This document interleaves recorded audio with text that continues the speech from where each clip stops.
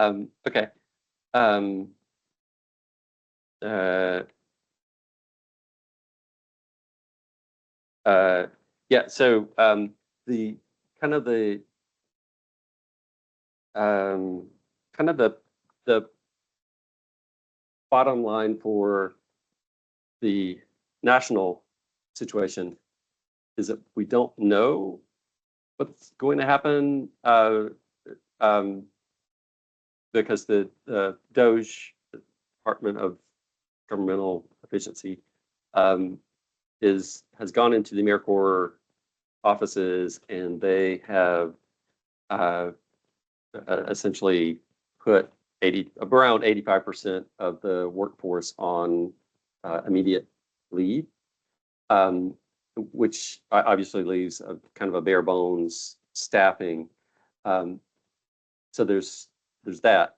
The other thing is that we don't yet know the results of the competitive process, and the original funding timeline called for the AmeriCorps agency to let us know in mid-April what the results of that process would be, which is why we kind of had the May commission meeting scheduled when it's scheduled, and why this meeting was kind of scheduled for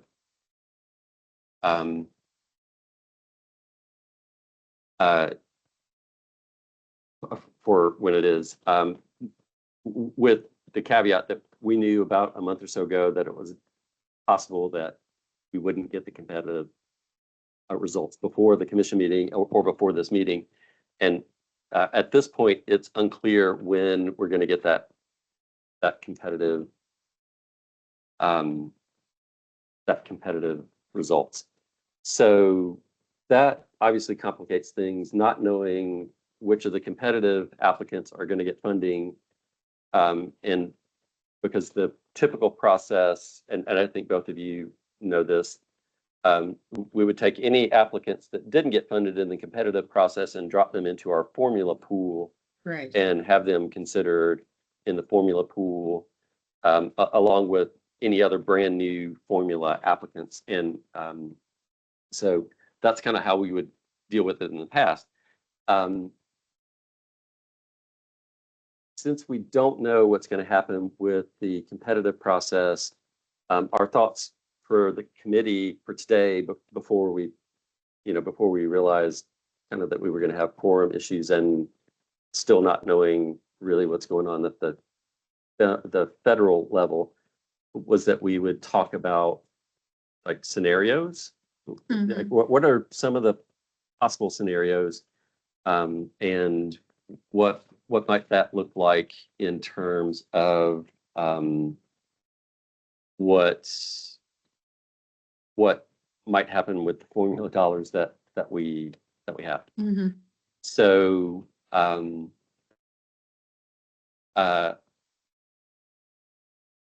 and the other thing that I'll say is, we don't have any information really at all about what's going to happen with any of the grant processes at the AmeriCorps agency. My guess would be that, well, not my guess, but kind of just some speculation on my part would be that that it's possible that they may just cancel the competitive process entirely. But because the DOGE, when it has gone into other agencies, has looked at kind of canceling, pausing, all kinds of things related to various federal grants and contracts. And the competitive, at least in my kind of guesstimate, would be the easiest thing for them to either pause or cancel. I think it would be harder for them to pause or cancel formula funding, because that involves all the states, and they would very quickly get sued by at least the blue state, relatively quickly, saying, this money has been appropriated by Congress. The federal statute requires that you allocate it on a formula basis, give us our money. So I think they would get pretty quickly sued if they tried to cancel or pause the formula process. But, and they could very likely get sued anyway if they try and cancel or pause the competitive. But because that competitive process by statute, the determination of how that funding gets allocated is done by the AmeriCorps agency. In my opinion, it is the most at risk for any kind of DOGE action for reduction or elimination. So I think the worst case scenario might be that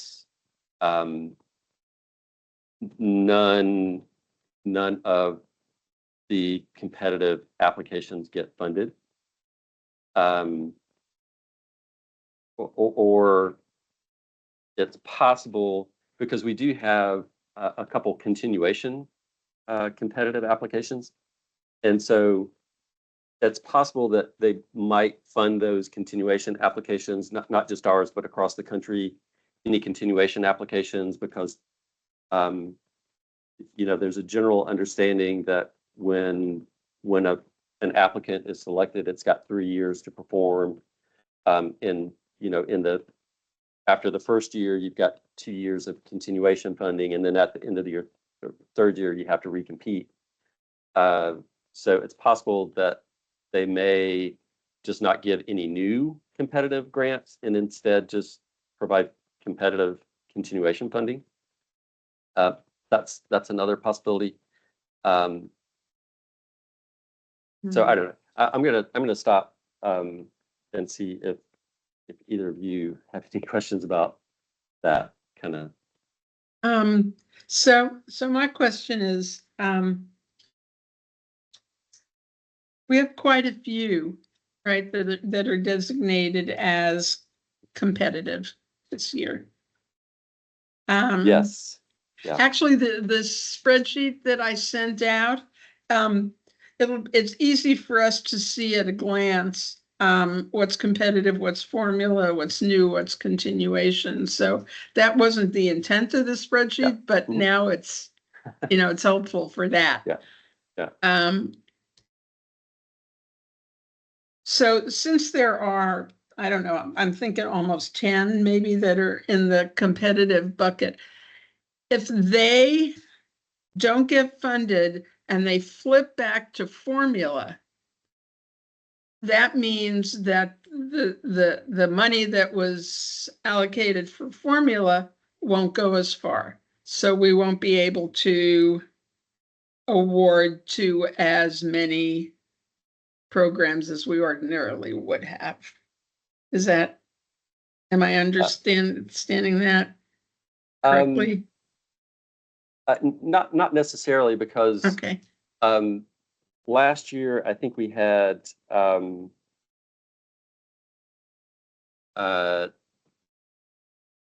sorry, let me look at it, and rather than guessing, give you our correct answer. So last year we had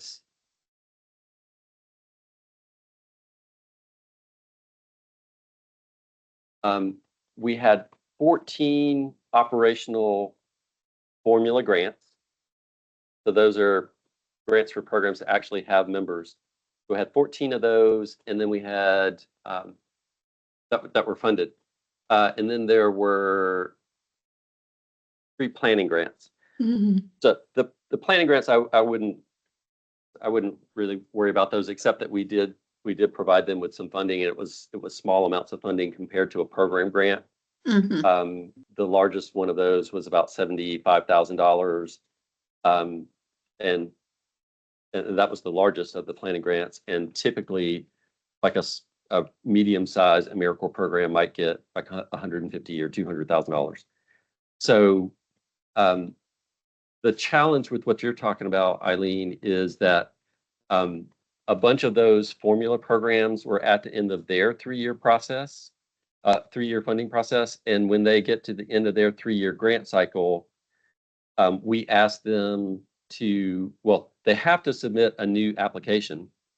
And that's, Mhm. that's required by the feds. So they have to submit a new application or a recompeting application. And when they do that, at that natural 3-year break in the 3-year cycle, we then send them to the competitive process to compete nationally with other programs. So we have room in the formula portfolio for roughly 14 or 15 programs. Roughly. Mhm. So the fact that there's a bunch that are in the competitive process, that just is an oddity of timing that a lot of those were on the same 3-year cycle.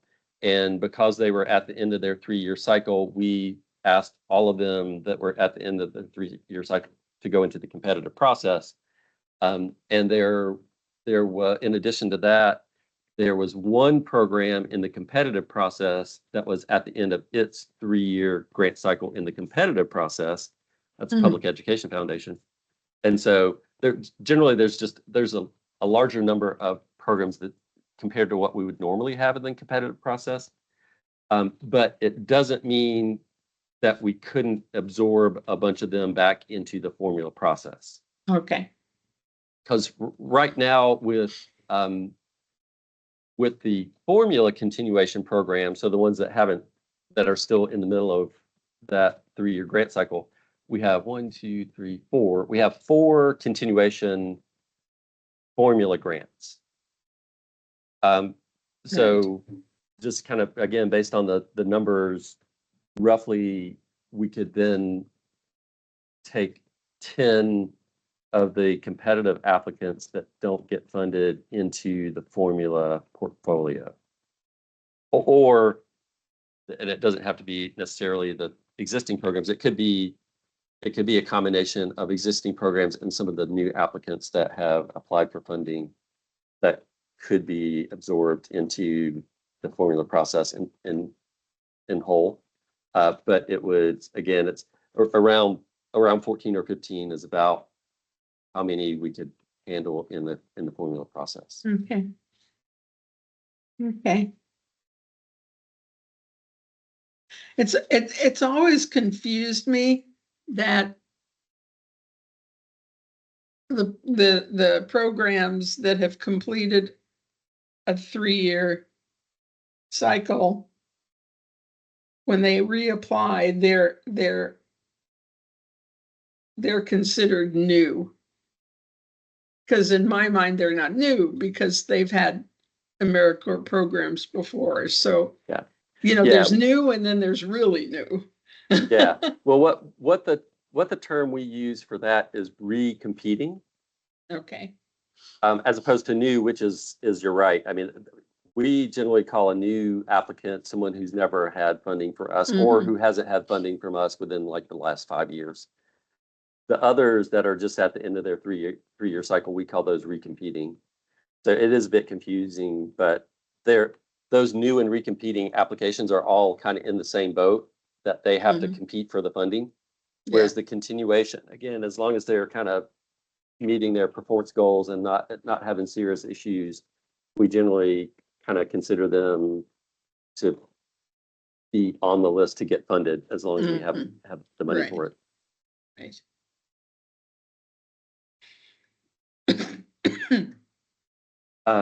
Yeah, so I don't know if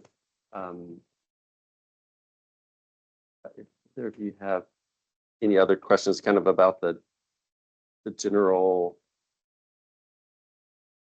funding Well, I think you status.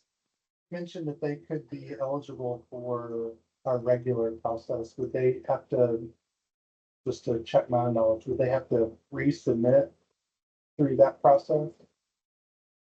No. So what we do, what we've done in the past for any of the applicants that we send into the competitive process, if they don't get funded in the competitive process, they just drop back down into the formula process. And in terms of the electronic system that we use, it's a fairly simple process. It's called eGrants to shift them from the competitive into the formula process. So that's usually not a big deal to do that.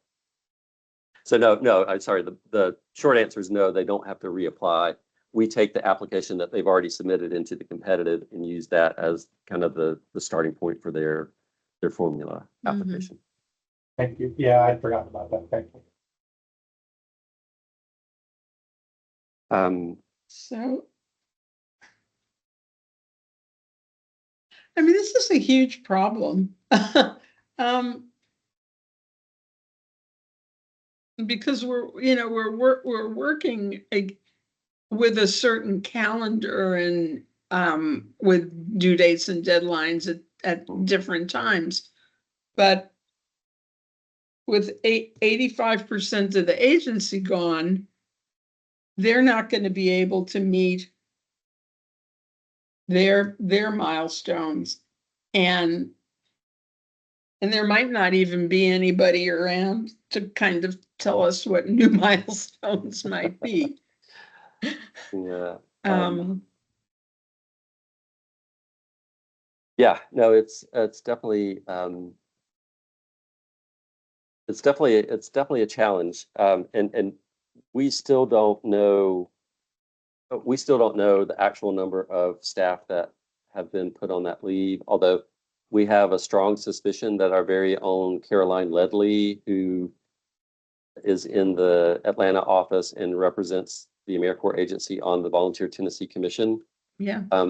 she has not responded to outreach from us, so we think that she is one of the ones that got put on that admin leave. Yeah. Last Because week. they've been forbidden to even communicate, I believe. Yeah, we're right. Well, they've been told that they should be monitoring, although I'm not sure how the memo was was a bit had a bit of conflicted messaging because it said don't do anything, but it also said monitor your stuff in case we need to get in touch with you. So my understanding is that they are supposed to monitor for communications from the AmeriCorps agency in case the AmeriCorps agency needs them to do something, but otherwise they are not supposed to do anything, work, or respond to any other requests from anybody other than the AmeriCorps agency. Mhm. So in effect, it's we don't expect to hear from Caroline until all of this is resolved. And then the fact that the regional offices have, as far as we've been told, essentially all of them have been shut down with kind of just a bare bones structure of the regional office folks left in place. I mean, obviously it brings up questions, not just for us, but across the country of like, who's going to handle all of this grant making responsibility in terms of, we have to submit our formula application to AmeriCorps. It's got to go through internal processes to get the awards made and out the door, et cetera, et cetera. So it does bring up serious questions and potential challenges. Unfortunately, we just don't have enough information at this point to be able to know what that is going to really mean. I mean, the worst case scenario is that we don't know, because we still don't have, Latifa, correct me if I'm wrong, we still don't have our formula allocation yet. So we don't know how much funding we have to spend, even just in our formula portfolio, based on the appropriations that were made for this upcoming program year. So the worst case scenario is we don't hear anything about the competitive process, and we don't get information about our formula allocation in time to be able to get contracts started and completed by the August 1 start date, which is a challenge. I mean, it wouldn't necessarily be the end of the world. I mean, we could instead of having an August start date, we could potentially have for our contracts and the programs, because the programs can't start any earlier than our contracts with them, our state contracts with them. So we could push back the start date to September 1, potentially, or October 1. But that would mean for quite a lot of programs that they would have a gap in service, particularly for those that operate in schools. Yeah. Because they typically, they have their members start and in the schools when the schools start, which is Mhm. August. So those programs would absolutely see a gap in service where there would be potentially a month or even 2 months, depending on when we would be able to get contracts started, where they just wouldn't have any AmeriCorps members in their sites at all. And that's, unfortunately, that's a fairly large percentage of our portfolio is Right. programs that operate within the schools, either Mhm. directly in schools and classrooms or after school programs, tutoring and mentoring. So yeah, it's a big question mark.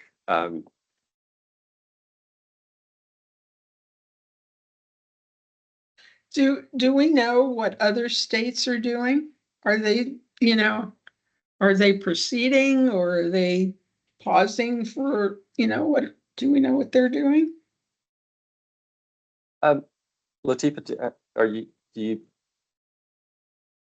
I wasn't able to get, they actually had a call, American Service Commission had a call for programs, a little earlier today, but they reached capacity and when I tried to get on, so I wasn't able to get on. Latifa, were you able to get on that call?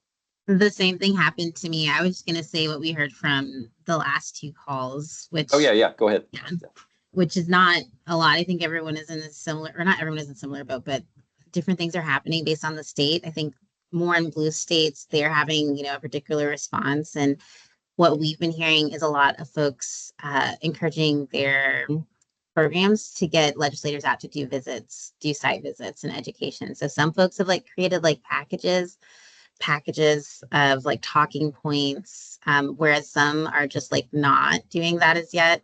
And also just looking at what's happening on base camp, people are really like looking towards the larger states that have been fairly involved from the beginning in response. Yeah, that's all that I've heard so far. Hmm. Yeah, I mean, yeah, so everybody's in the same boat as we are. Not every state has their formula process this early. Some states try to have their formula contracts start in July. That for us, that just isn't possible because of the amount of time it takes us to get our contracts processed and approved. Mhm. There's just no way for us to be able to do that. But some states have a quicker contract process, and so they have their contracts start in July. Some don't start their AmeriCorps contracts until September or October. So, but I think we're probably kind of in an average situation where states have upcoming start dates that are, uh, pretty important for programs to be able to have continuity of operations. And nobody really knows anything more than us, especially related to the formula allocations and the competitive process. Nobody really knows what's going on Yeah. with either of those. Hmm. Um, I don't know what to say. yeah. Well, yeah. So all of that is potentially problematic, and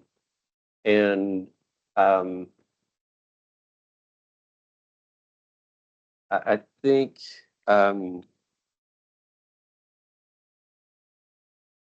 I think for the purposes of this discussion, uh, what we could do is um,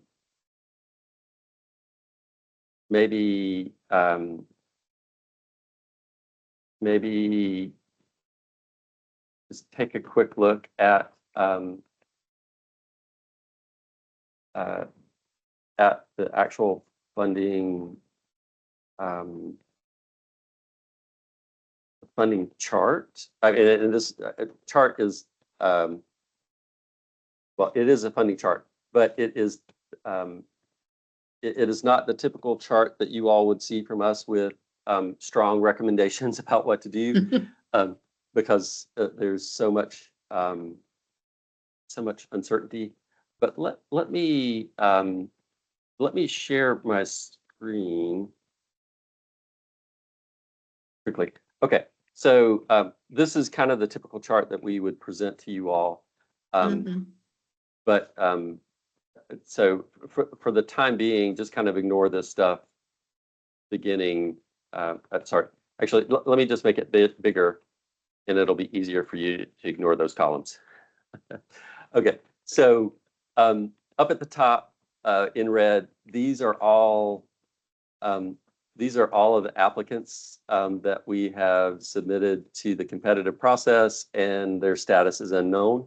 And again, as you pointed out, Eileen, it's a lot of programs. Mhm. So, and I think actually I'm probably gonna have to make it smaller so that we can see things better. But just kind of as a starting point, the programs that are where the name is in black, those are programs that are continuation programs in our formula process. The ones that are in blue, those are programs that are continuation programs in the competitive process. Okay. And as a worst case scenario, the starting point for this spreadsheet is assuming that none of the competitive programs get funded. So Mm. these would be all of the continuation programs, both formula and competitive. Okay. Let's see, what is it? 7 in total. I will say, just as a note, and one of the things that, again, since there's not really a quorum for the committee today, it's probably more of a recommendation for the full commission, but then for a vote. Artist Year submitted their application late. And in the past, when that has happened, the grants committee has done conditional funding for that particular applicant to say, okay, we're going to fund you, but future funding is contingent on submitting your application on time, you know, kind of Mhm. as a baseline, just to say, look, you can't do that. So that's just a caveat about Artist Year. Otherwise, you know, there's for what they have requested, it's about $2.2 million. The other thing, sorry, actually, I'm going to change the color of this. The allocation, that's based on last year's formula allocation. Again, we don't know what our current year allocation is going to be, but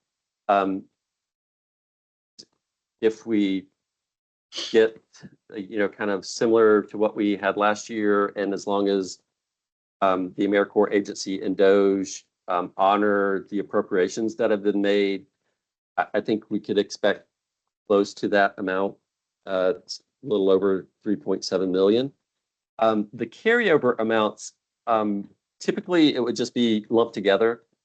But the challenge with our carryover this year is this $537,000 amount under the 22 FXH, and don't worry about that, except that designates the fixed grant award as opposed to the AFH, which is the formula cost reimbursement award. And it's not that, again, typically we would just combine those numbers together and they would all go into the chart together. The reason that they're separated in this chart is that the 22 FXH grant actually is at the end of its 3-year grant cycle. And we can request a no-cost extension. And so we can award that $537,000, assuming that the whole AmeriCorps world doesn't get blown up. We can allocate that $537,000 for next year for 25-26 program operations, but any program that we funded with that money would have to, their members would have to get the current year education award, which would be less than the new education award for everybody else for 25, 26.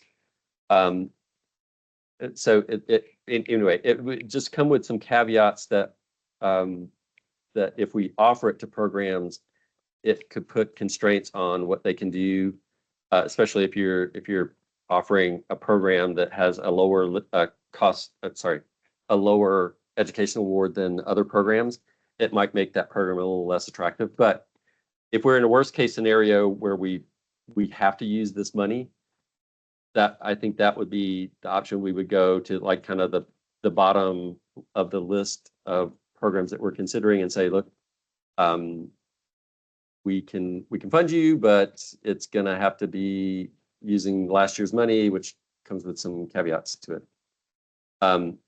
Yeah, and I'll also say that what Latifa just shared is, I mean, this document is kind of rough. It's in rough form because there's so many question marks.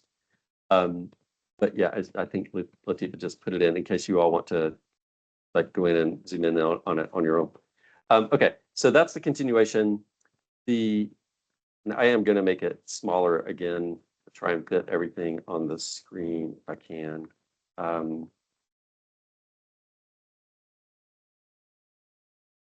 Okay, so these programs are the ones in blue are recompeting programs that are in the formula process. And the ones in red are brand new applicants. But well, now, so East Tennessee State, United Way of West Tennessee, and Tennessee Charitable Care Network, they currently have planning grants, but they do not have operational grants. So for the purposes of this, they are considered a new applicant because they don't currently have an operating grant. So the ones in red are down below. And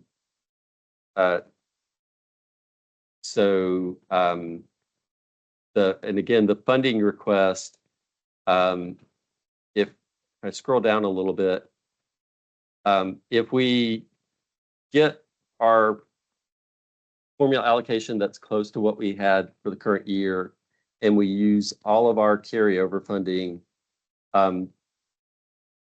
we could fund every single applicant, all the brand new ones, all the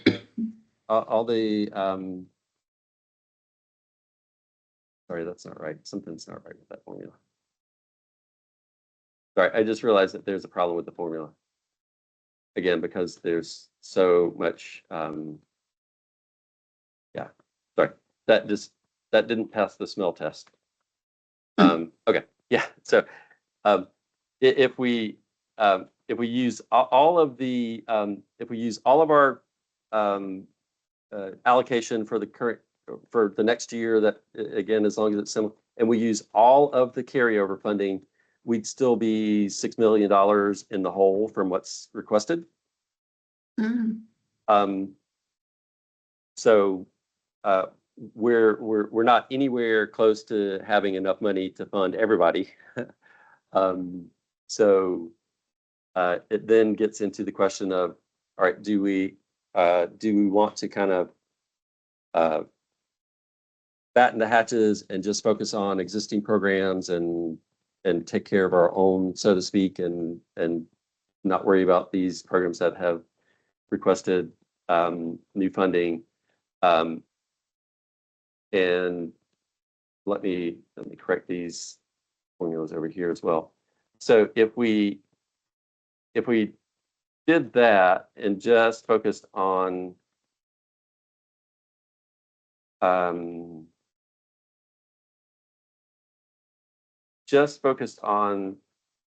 the kind of our existing programs, we're still $3 million in the hole. Wow. In terms of, and again, this is the worst case scenario, assuming that we have to take on every single competitive program, both the continuation and the new and recompeting. So this is every single program that currently exists in one of Volunteer Tennessee's portfolios. So it's still the amount of the amount of request is, not quite double, but close to double what we would have available. So, and that's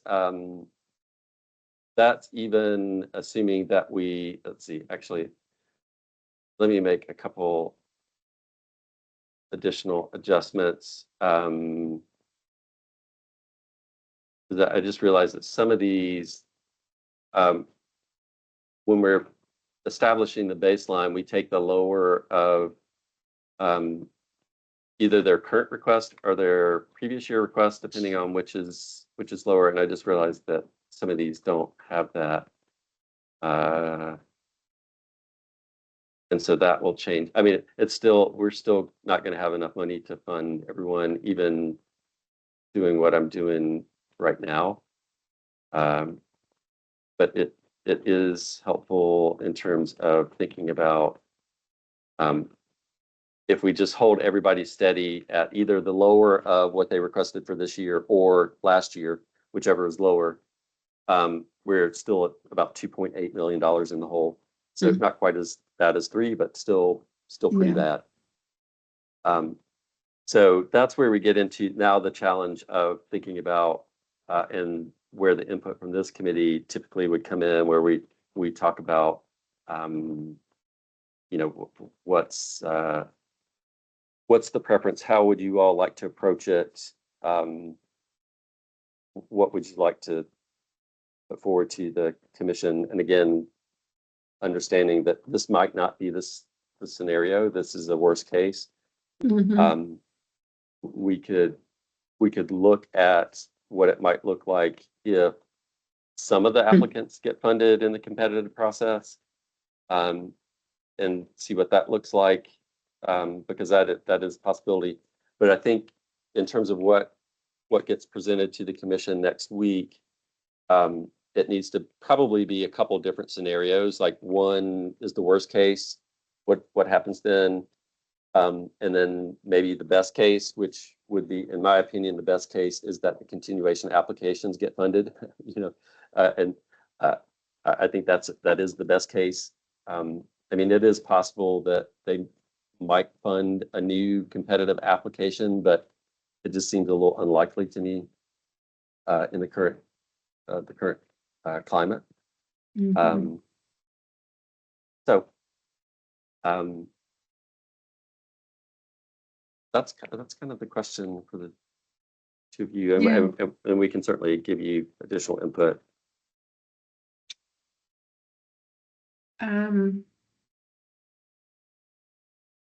Okay.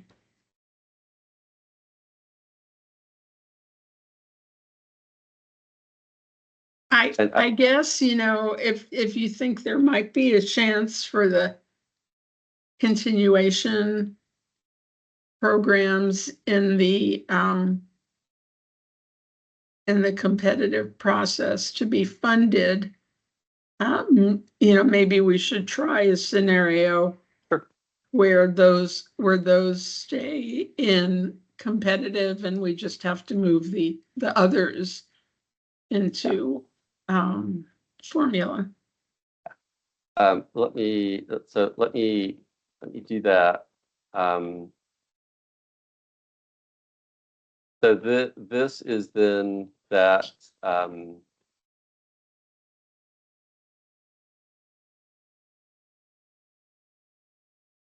this is then what that would look like in terms. So I just took out the continuation applications from the top. Again, holding programs to the lower of either their current year request or their previous year request. That does a lot. It puts us only 700,000. I mean, I say only. Yeah, right. Only $700,000 in the hole, as opposed to $3 million in the hole. So it is a much better scenario, looking at the possibility that those programs might get funded.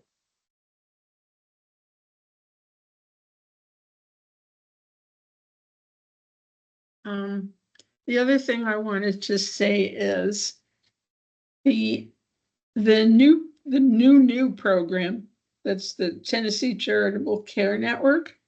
Mhm.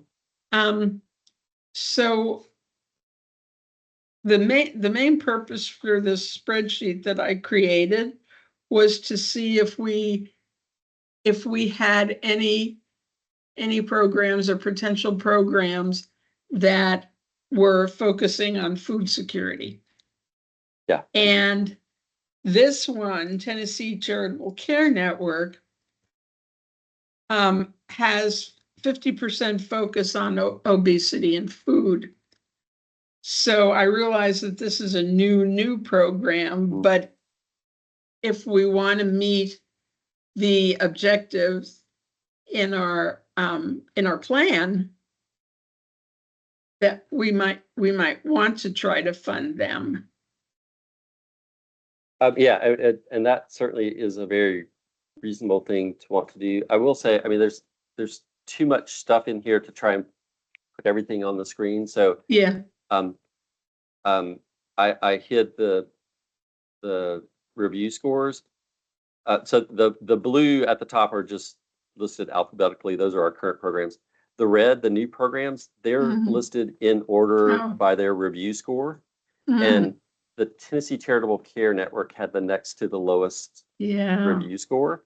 mm, So I mean, yeah, that doesn't mean that you couldn't recommend them for funding, but I mean, Mhm. there's a bunch there's a lot of other applicants that had better Right. scores than them. Yeah, So anyway, that's just something to consider.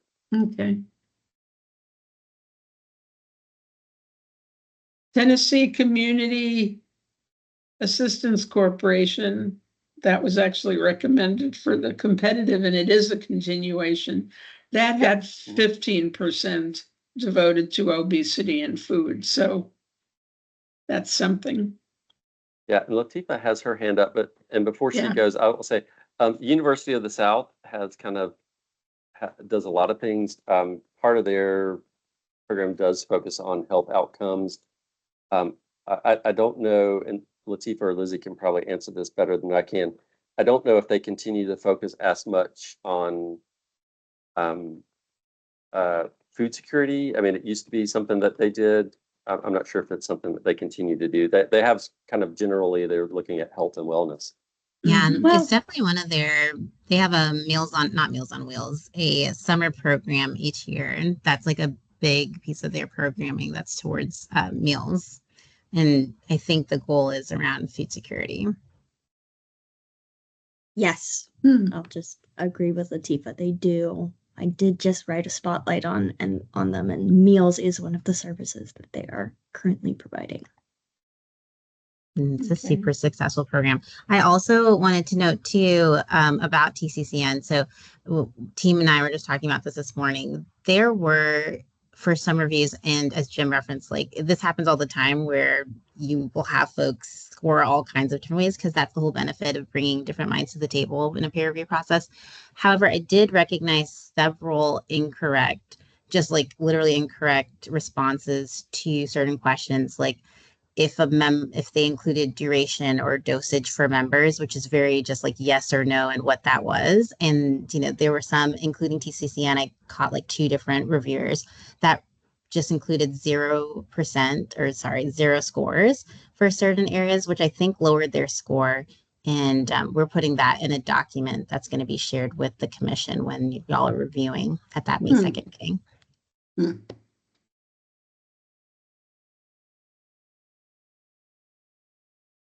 Yeah, I think just to reiterate what Latifa said about TCCN, it might have fallen at the lower end of the total peer reviews. I think if you look at just the way Latifa and I scored it, it fell to the middle. So, it depends on who's scoring it, certainly. Mhm. Yeah, I mean, and that is the challenge with any peer review process. I mean, you get some peer reviewers who are very tough in their review scores, and some that are very easy in their review scores. And unfortunately, there's not really a way for us to know that until after they've submitted their scores, whether they're tough or easy. So it's a little hard to control for that. So, but that, that's why we try and get multiple peer reviewers to engage in the process and review every grant so that we can kind of hopefully spread that out a little bit so that it doesn't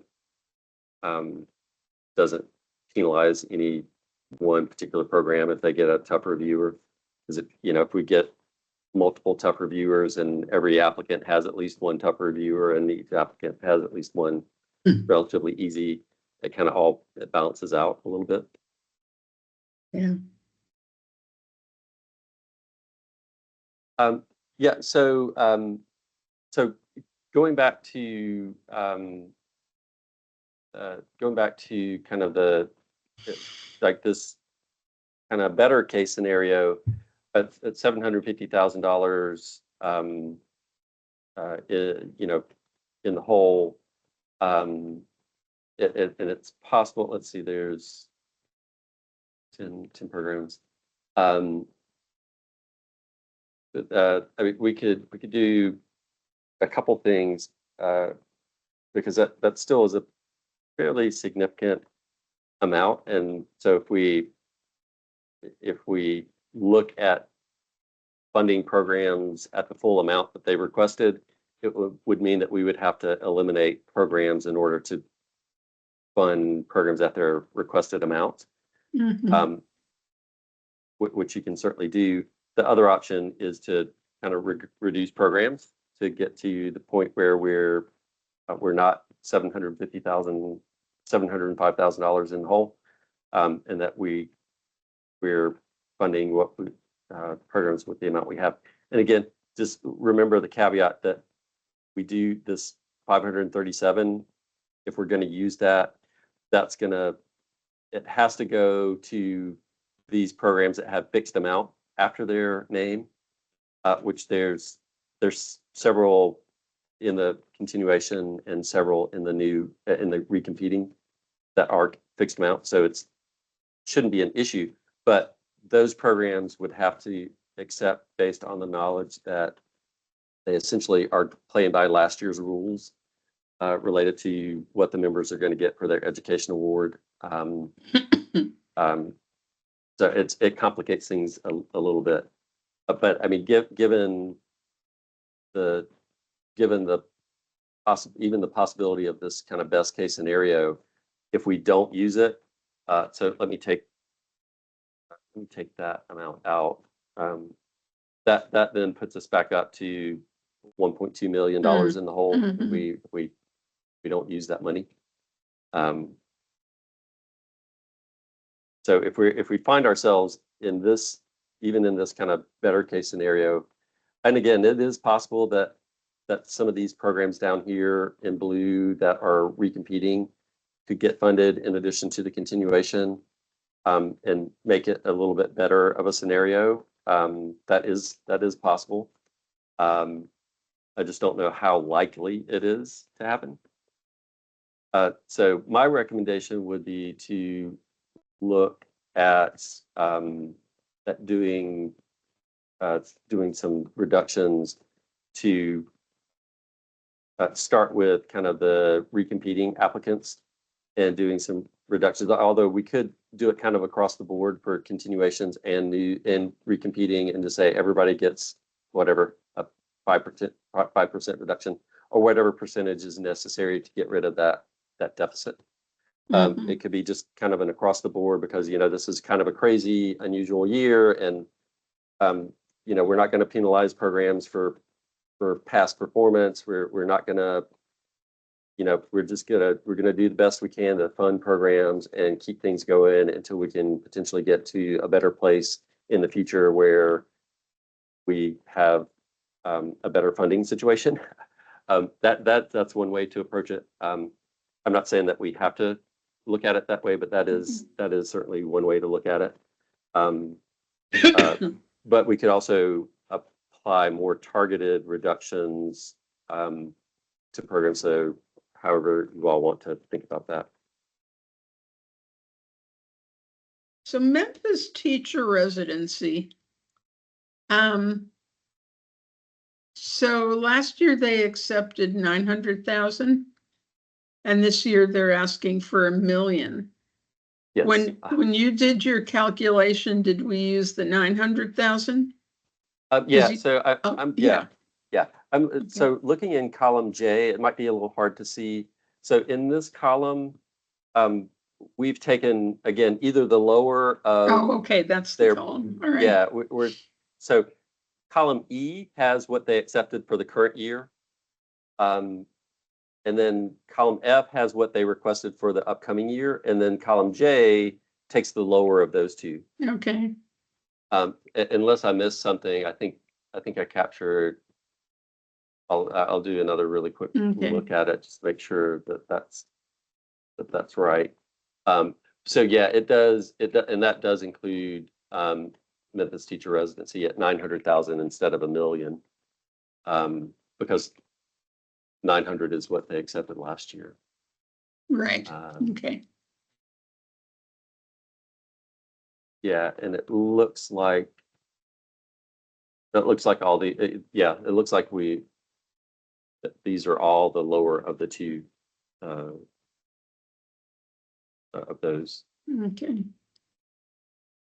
So Memphis teacher residency must work differently internally in terms of funding than Teach for America and Relay do, right? Because Teach for America and Relay ask for a lot less money. Yeah, they're structured differently. Memphis teacher residency is what's considered a traditional AmeriCorps program. Mhm. Teach for America is what's called a well, it's not really, it's called an educational award only program or professional Mhm. program. So those programs just get a minimal amount per full-time member, 1,000, Mhm. and that's in this column H. Yeah. Those programs get $1,000 per member because the bulk of the costs for those programs are covered usually by the school systems. Mhm. So the Teach for America members are getting paid directly by the school systems, and so Teach for America doesn't have to cover that cost, and so they Okay. can do a program for much less than Mhm. other programs. That's why their Yeah. cost per MSY is 1,000. So yeah, Memphis teacher residency, although it uses a similar model of bringing in people and training them how to teach, it just uses a slightly different model. So their Mhm. cost per MSY is 25,000 per MSY. Okay. Okay.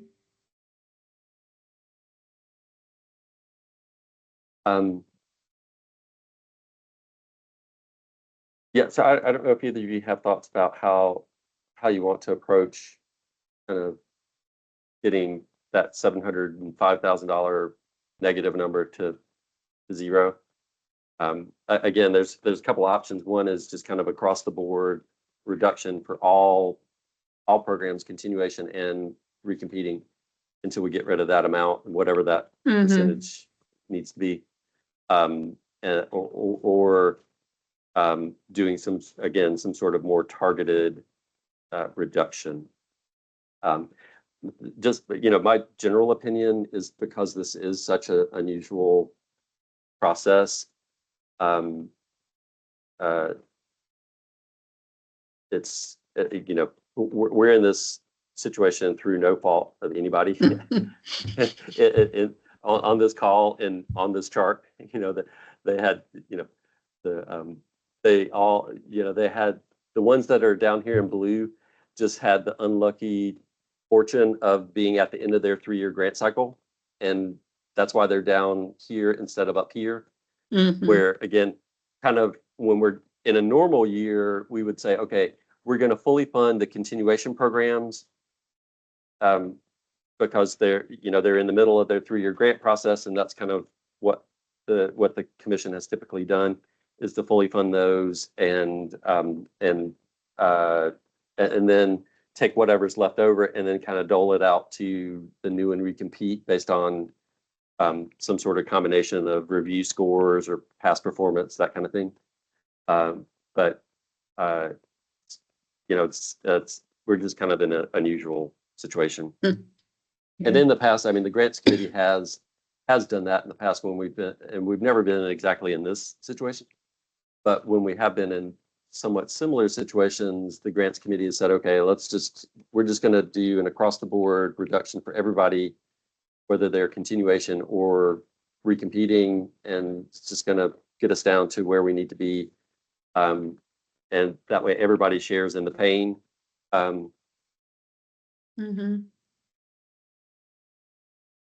And I mean, that, at least in my opinion, is kind of a fair way to do it when, again, it's, you know, these programs aren't in this boat. I mean, we have had in the past, we've had programs that have performed poorly in their grant applications, and the grants committee has said, you must recompete because you did so poorly in this round of applications. And so they have to recompete 2 or 3 years in a row, but usually not 3, but 2 years in a row. And in that case, it is kind of the fault of the program that they would be down in this bottom part of the chart because they did poorly in the previous year. And the grants committee said, as contingency on your continued funding, you have to reapply as a recompeting program again. And if your score doesn't go up, we're not going to fund you. But that, I mean, that's just not the case this year with any of these programs. Mhm. I would suggest that we, find whatever percentage of deduction would, get us to break even. And Okay. just, and do that across the board. Okay. I mean, that seems the fairest to me, I think. Well, and certainly, I mean, you all don't have to sit here while we go through this Yeah. chart and do that. Are there other types of scenarios that you all would like staff to look at and have available for the commission meeting next week? Any other types of reductions that you'd like us to look into, and we can cook up the numbers, not cook up, but gen up the numbers and have those ready for next week for the full commission to review.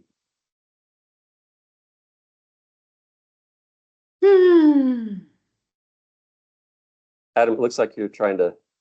Yeah, I was on the edge because it's an impossible ask, because the programs that they've requested here might not be the same. But I was looking, and these were a few that I had sent you, Jim, over the last few months. Oh, yeah. But it's for awareness, Elaine and team. Groups can make funding requests to the governor's office to get included in the governor's budget, and he, in discussion with his team, put those into what's called the amendment, which is the kind of the second half of the legislative session.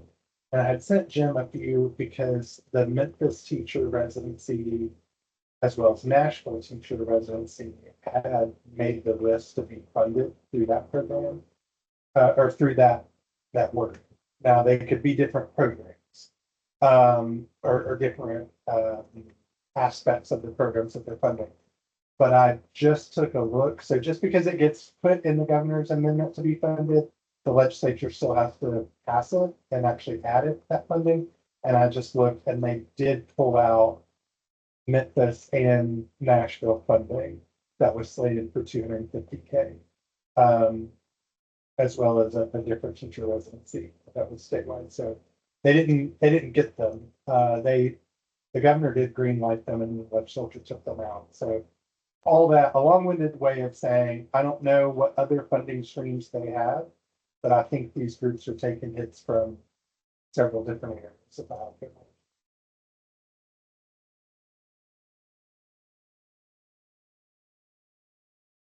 Yeah. And so the larger, so Memphis Teacher Residency is a local nonprofit. They're not associated with a national larger group. Teach for America obviously is. It's a national nonprofit. They've got lots of weight behind them.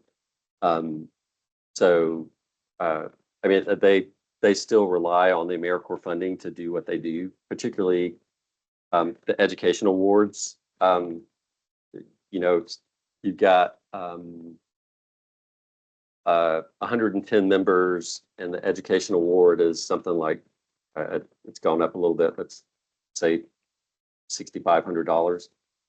That's a pretty big chunk of change if you're talking about 110 times 6,500. So that's where those kind of big national nonprofits, I think, rely a little bit more on AmeriCorps as opposed to the operational funding. Again, because those programs, those members are getting paid by the school systems where they are serving. So they don't have as quite a high of an operational expense as some of the other programs that are in the portfolio. But that, you know, if you were to ask them, they would say, we can't really do what we do without AmeriCorps. Now, that doesn't mean that we can't look at like reducing some of those that have potential to get funding from other sources. Just that they would say that what they get from AmeriCorps is kind of important to how they make their program work. So where does that education award funding come from? Because it doesn't show up on Yeah, so this. that comes from a completely separate pot of money that we don't have to worry about. Okay. Fortunately, that money is appropriated by Congress and put into what's called the National Service Trust. And so for all the members that are approved under the operational money, Congress also appropriates money for the education awards for those members that get supported by the operational money. So yeah, we don't have to worry about that. It doesn't come from this budget. It doesn't come from anything that we do. Good. Yeah, it's very good. Yeah, otherwise we would be in a much worse position than we are right now. Well, I know we're over time, so I don't want to keep the two of you. I mean, we're certainly happy to keep talking about options and scenarios if you want. I mean, we can certainly though go off and we can work up the numbers and find whatever the across the board percentage is that gets us to the right number. In both cases, I mean, we can do that for this one that's kind of the better case scenario and the worst case scenario where we've got kind of all of them. Yeah. We can do that for both in both cases, and that's again, that's just a matter of figuring out what that percentage is. So we don't need to take up time on this call to do that. Right. But if there's other things that you all would like us to look at, we can certainly do that. Okay. Yeah, I can't think of. I mean, there are other ways to skin that cat, but Yeah. Nothing comes to mind. Can we like regroup next Monday or so? I mean, maybe, you know, we'll have some news about the competitive in another week or so. Yeah, sure. I mean, if you would like us to do another doodle poll and find a time on the 28th, we might know something by then. I don't know, but we could certainly we could reserve a time, and if we don't know anything else by then, we could just cancel that meeting. Yeah. If you'd like. I mean, we would need to kind of do the public notice process, which is, I mean, we can do that. It's not a big deal. Our internal preference is to try and do that public notice a week ahead of time. The state statute actually doesn't define how far in advance of a meeting. I think it says something generic like a reasonable amount of time or something like that. A reasonable notice, I think, is what it says, or something along that line. So we could do a public notice in less than a week, but we would need to know within the next day or so if that's something you want to do, so that we could do that public notice and still have it out at least 3 or 4 business days before the meeting.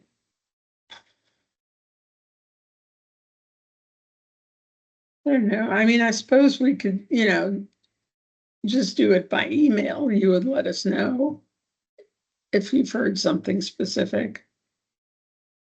Yeah, we Um, could, yeah, I could certainly do that, but if you wanted to then have a meeting based on what we learned, we would need to go ahead and do Right. public notice.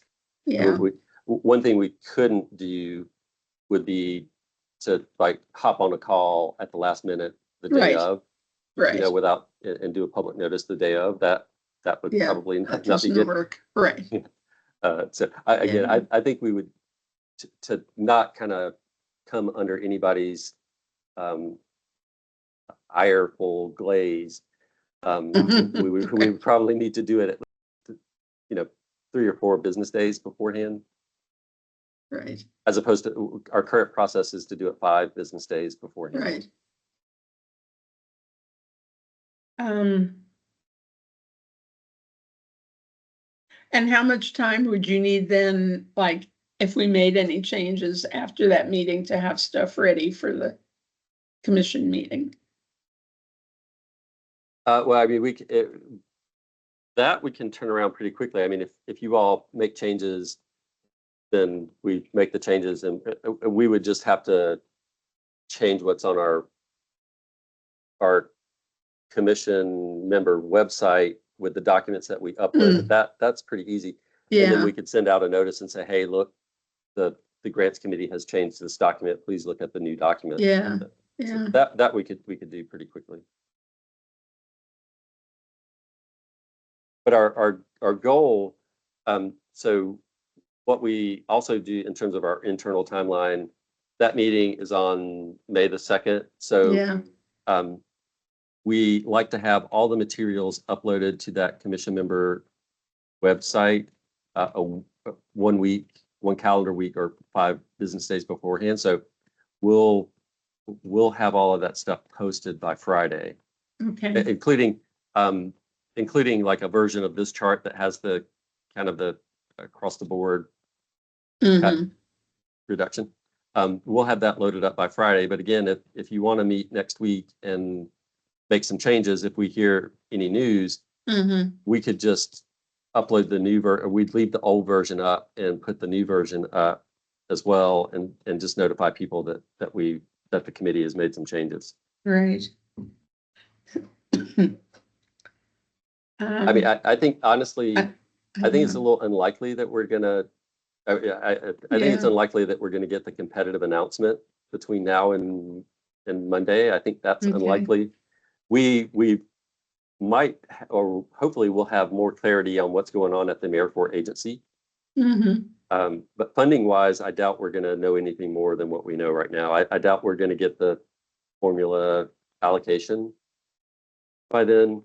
Okay, So I just don't, in terms of the numbers, I don't think we're gonna know anything that's gonna be helpful by okay. Monday. I mean, I could be completely Okay. wrong about that. I'm just probably being overly optimistic. No, well, that's good. Optimism is good. So, I don't know. Do you have any thoughts about that, Adam? My thoughts are in alignment with Jim. I think we would be really lucky if we knew about that. Yeah. Okay. Yeah. Okay, so let's leave it as is. Well, and if we do, if we do get some fantastic news between now and then, I mean, staff can certainly work something up, and we could send it to the members of the grants committee and Mhm. to say, hey, here's what we found out. Here's some potential changes. Let us know Mhm. if you have any thoughts about it. So, I mean, we could kind of Right. do it via email as opposed to Yeah, getting together for an actual meeting. yeah. Okay. I'm okay with that. Okay, great. Well, thank you both. Sorry, this is Thank so you. so nebulous and um, not concrete, Right. but it is kind of where we are right now. Yeah. Okay, we'll deal with it. Okay, Thank you. thank you. Latifah and Lizzie, can you all hang on for just a second? Mm. Thanks, Adam. Thanks. Okay, thank Bye. you. Bye. Talk to you guys soon. Bye. Bye-bye. Bye. Stop the recording. Yeah, let me All do done. that. Okay, so